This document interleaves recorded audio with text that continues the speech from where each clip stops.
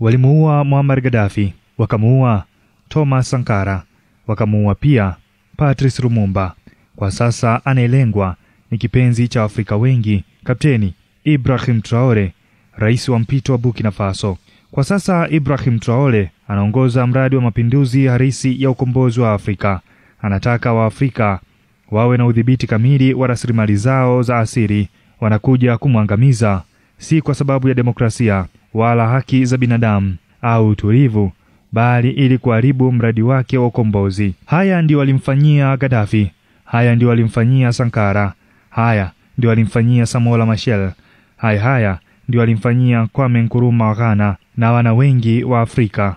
Afrika inavuja damu, si kwa sababu ni maskini, bali kwa sababu inaporwa kwa karne nyingi. Milki za magharibi ziliiba dhahabu, mafuta na watu wa bara hili. Leo watu wale wanavaa suti, wanapeperusha bendera za demokrasia na wanatumia taasisi, makampuni na vikosi vya kijeshi kuendeleza wizi huo. Siku za magavana wa Kiingereza na Kifaransa zimepita, lakini sasa tunazo kampuni kama Gelgons, Shield na Amerika, mabepari wanaonyonya utajiri wa Afrika kwa kisingizio cha uwekezaji. Makampuni haya yanavuna mabilioni kutoka kwenye ardhi ya Afrika, huku wakiacha mito iliyochafuka, uchumi uliovunjika na watu wanaoteseka. Nguvu za kijeshi zilizofichwa kama usalama, wakati mbinu za vikao vya bodi haziwezi kufanikisha malengo.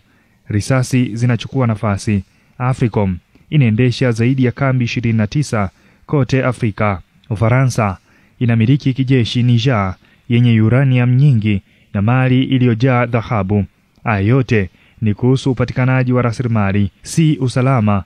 Uingiliaji wa kijeshi ulioongozwa na NATO mwaka 2011 nchini Libya ulithibitisha hilo. Gaddafi alianguka, machafuko yakazuka na mafuta yakahamishwa kimya kimya mikononi mwa wengi.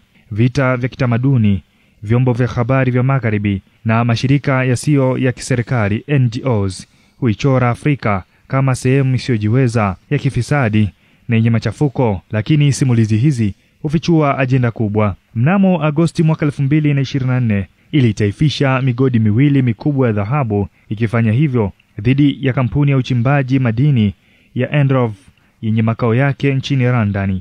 Hii haikuwa tu sera ya kiuchumi, bali ilikuwa tamko la uhuru wa kitaifa. Leo mapinduzi hayo yako hatarini.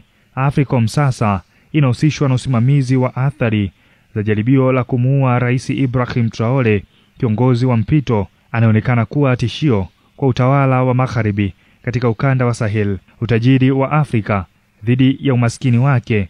Afrika inamiliki 30% ya akiba ya madini duniani, 40% ya dhahabu, 90% ya platinum na zaidi ya 50% ya kobati kutoka Jamhuri ya Kidemokrasia ya Kongo. Hata hivyo, zaidi ya watu milioni 413 barani Afrika wanaishi katika umaskini uliokithiri. Kwa nini? Kwa sababu uchimbaji wa utajiri bado unayanufaisha mataifa magharibi. Deni kama silaha, taasisi kama IMF na Benki ya Dunia uzinasa nchi kama Zambia katika mtego wa kubana matumizi na utegemezi. Mipango ya marekebisho ya kimiundombinu ulazimisha mataifa ya Afrika kubinafsisha utajiri wao na hivyo kufungua njia kwa udhibiti wa kigeni.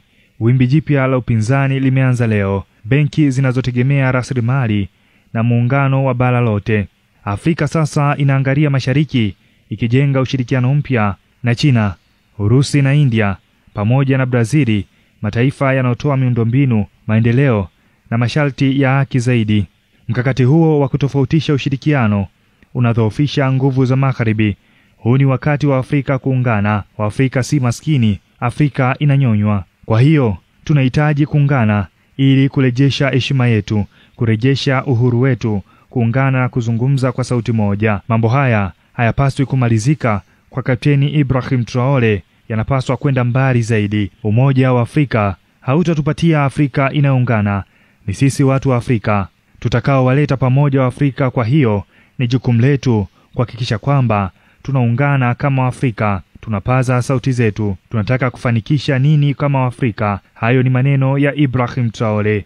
Ndiyo, tunalo eneo huru la biashara la bara la Afrika, lakini eneo hilo Bila matamanio yetu, bila nia yetu, hakuna kitakachotokea. Eneo huru la biashara la bara la Afrika si kwa ajili ya viongozi, si kwa maraisi, ni kwa ajili ya raia wa Afrika.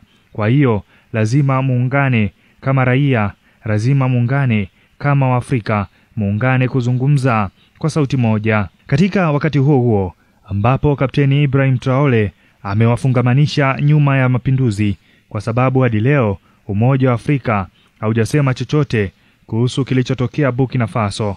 Bila shaka kila mtu anaona. Kwa hiyo tukitarajia Umoja wa Afrika wenyewe ulete Afrika iliyoungana, tunajidanganya. Hivyo basi, kama Afrika tuendeleze kile tunachokitaka, tuungane. Umoja wetu ndio wokovu wetu, umoja wetu ndio nguvu yetu. Tupaze sauti. Tunataka mabadiliko. Tumechoka kuitwa ombaomba, tumechoka kuitwa maskini, ili hali tuna rasilimali hizi zote.